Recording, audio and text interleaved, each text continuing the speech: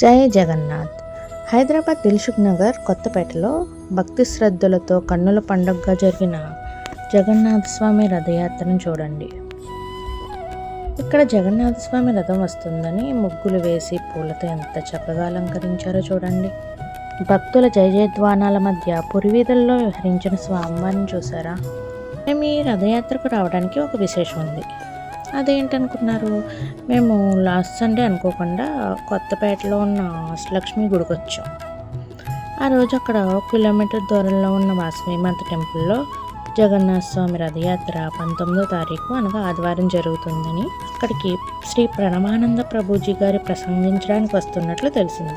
ఆ జగన్నాథ స్వామి ఆశీర్వాదం వల్ల మేము జగన్నాథ స్వామి రథయాత్రలో భాగస్వామ్యం కావడంతో పాటు ప్రణవానంద ప్రభుజీ గారిని కనులారా చూసే అదృష్ట భాగ్యం మాకు దక్కింది.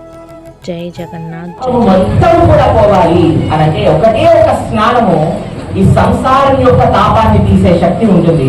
అది భగవత్ కథా శ్రవణం అనే స్నానం. భగవత్ కథా శ్రవణం అనే స్నానం చేసిన వారికి ఈ సంసారము యొక్క తాపం మొత్తం కూడా శాశ్వతంగా తొలగిపోతుంది.